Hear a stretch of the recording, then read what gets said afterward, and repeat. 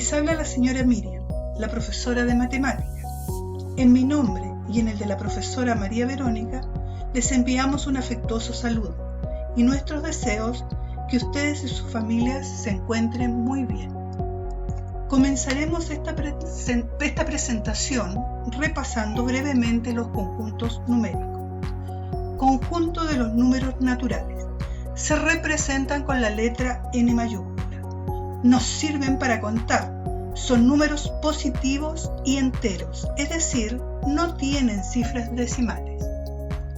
Conjunto de los números enteros. Se representan con la letra Z mayúscula. Al ser enteros, no tienen cifras decimales. Incluye a los números naturales y a sus opuestos. Los enteros negativos. Incluye además al cero. Conjunto de los números racionales. Se representan con la letra Q mayúscula. Son todos aquellos números que se pueden escribir como el cociente entre dos números enteros, es decir, como una fracción, con la condición de que el denominador no puede tomar el valor cero. Este conjunto incluye a los números naturales, enteros, fracciones, decimales finitos, decimales infinito periódicos y decimales infinitos semiperiódicos. A continuación, recordaremos la transformación de un número decimal a fracción. Decimal finito. Para transformar un decimal finito a fracción, colocamos en el numerador el número completo sin la coma decimal. Estos ceros no es necesario colocarlos. Y en el denominador colocamos potencias de base 10. El exponente de esta potencia está relacionado con el número de cifras decimales. En este caso son 3, por lo tanto colocamos 10 elevado a 13, que es igual a 1000. Si es posible, simplificamos. Decimal infinito periódico. Tienen uno o más dígitos que se repiten inmediatamente después de la coma. Estos dígitos se llaman periodo. En el ejemplo, el periodo es 18 y lo sabemos porque lleva una rayita en la parte superior. Para transformarlo a fracción, colocamos en el numerador todo el número completo sin la coma decimal y le restamos las cifras que van delante del periodo. En el denominador colocamos tantos 9 como cifras tenga el periodo. En este caso son 2 9 porque el periodo tiene 2 cifras. Finalmente simplificamos si es posible. Decimal infinito semiperiódico. Tienen un periodo y un anteperiodo. El anteperiodo son las cifras que están entre la coma decimal y el periodo. En este caso es un 4. Para transformarlo en fracción, colocamos en el numerador el número completo sin la coma decimal y le restamos las cifras que van delante del periodo, en este caso 24. En el denominador colocamos tantos 9 como cifras tenga el periodo. En este caso tiene una cifra, colocamos un 9. Seguido de tantos ceros como cifras tenga el anteperiodo. El anteperiodo tiene una cifra, por lo tanto colocamos un 0. Luego simplificamos si es posible. Conjunto de los números irracionales. Se pueden representar con una Q y una comita en la parte superior o con la letra I mayúscula. Este conjunto está formado por decimales infinitos sin periodo, por lo tanto no se pueden transformar en fracción y muchas veces se representan con letras como por ejemplo el número pi o el número de Euler. También son irracionales las raíces cuadradas inexactas. Conjunto de los números reales. Se representan con la letra R mayúscula. y son todos los números que pueden ser expresados como un número racional o como un número irracional.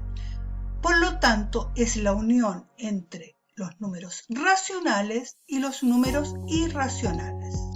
Haremos ahora una actividad donde identificaremos a qué conjunto numérico pertenece cada número. Comenzaremos por el 9,5. Es un decimal finito. Por lo tanto, no puede pertenecer a los naturales ni a los enteros, pero sí a los números racionales porque se puede transformar en una fracción. Y si se puede transformar en una fracción, no puede estar en el conjunto de los números irracionales. Y si pertenece a cualquiera de estos conjuntos, también pertenece a los números reales. El menos 6 es un número entero, pero negativo. Por lo tanto, no puede ser un número natural, pero sí puede ser un número entero.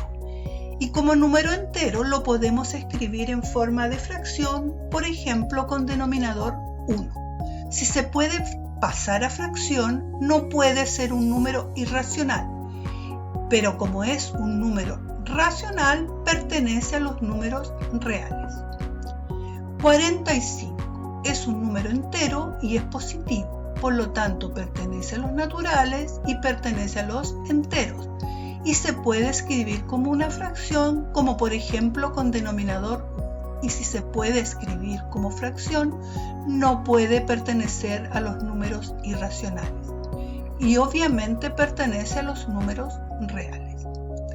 Este número es un decimal infinito periódico. Por lo tanto, no puede ser un número natural ni puede ser un número entero, pero sí un número racional porque se puede transformar en fracción y por esta misma causa no puede ser un número irracional y pertenecería a los números reales.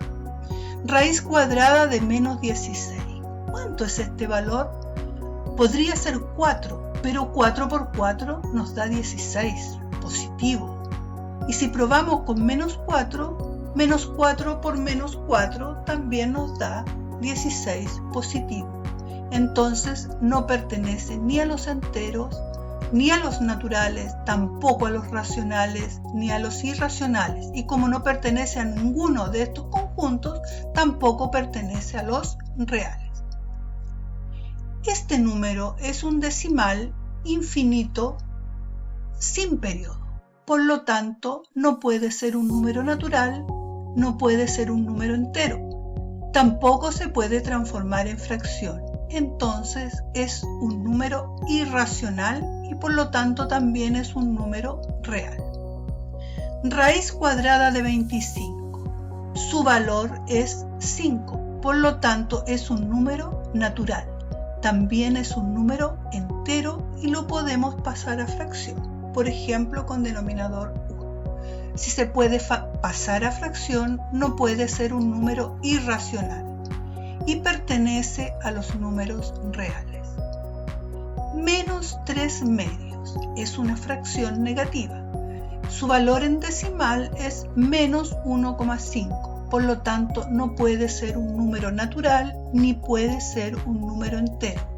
Pero por ser fracción pertenece a los números racionales y no puede pertenecer a los números irracionales y pertenece a los números reales. Les dejo acá dos ejemplos de aproximación de números decimales infinitos por redondeo. Las raíces. Las raíces pueden ser exactas o inexactas. En el caso de ser exactas, pertenecerían a los números racionales y si son inexactas, pertenecen al conjunto de los números irracionales. Comparación de raíces de igual índice. Muchas veces necesitamos saber qué raíz es mayor o menor.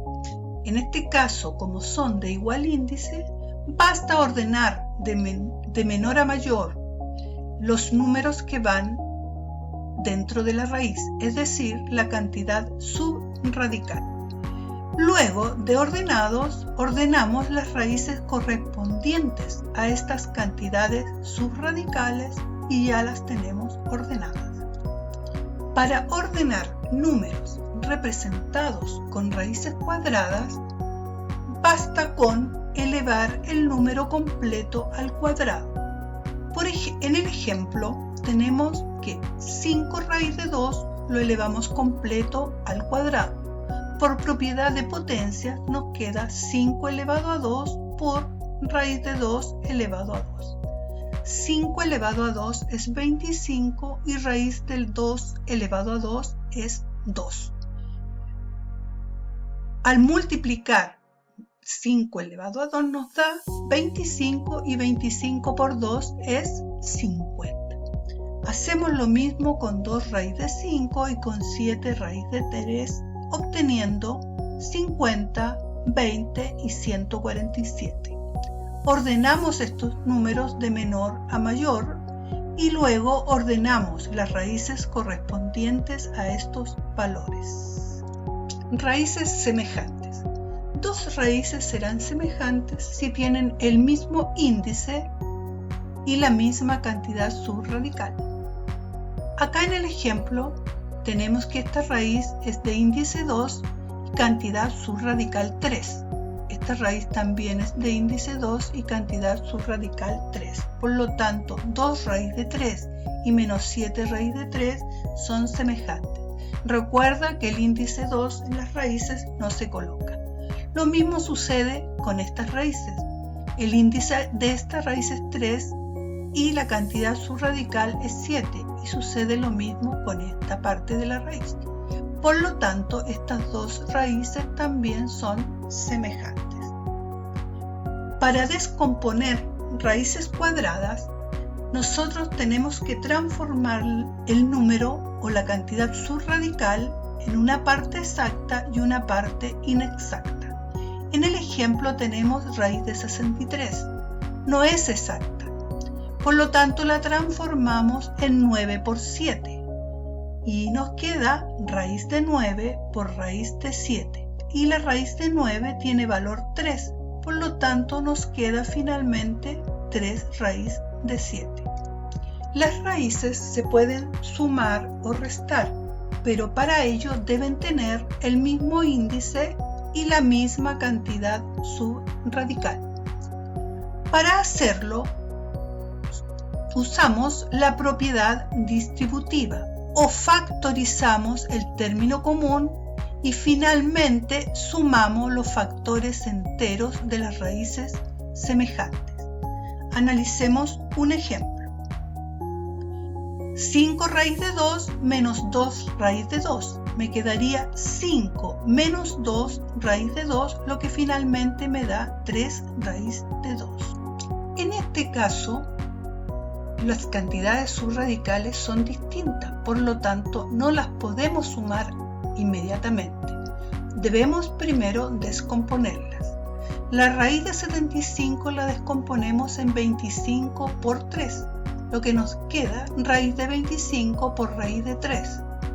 Finalmente, la raíz de 25 tiene valor 5, nos queda 5 raíz de 3. La raíz de 48 se descompone en 16 por 3. Raíz de 16 tiene valor 4, por lo tanto nos queda 4 raíz de 3. Y por lo tanto, y volviendo al ejercicio original, vamos reemplazando. Tenemos 2 raíz de 75, por lo tanto nos queda 2 por 5 por raíz de 3. Más 3 raíz de 48, nos queda más 3 por 4 raíz de 3. 2 por 5 es 10 raíz de 3 y 3 por 4 es 12 raíz de 3.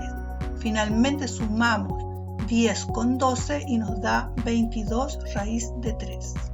Esperamos que esta presentación te haya aclarado las dudas.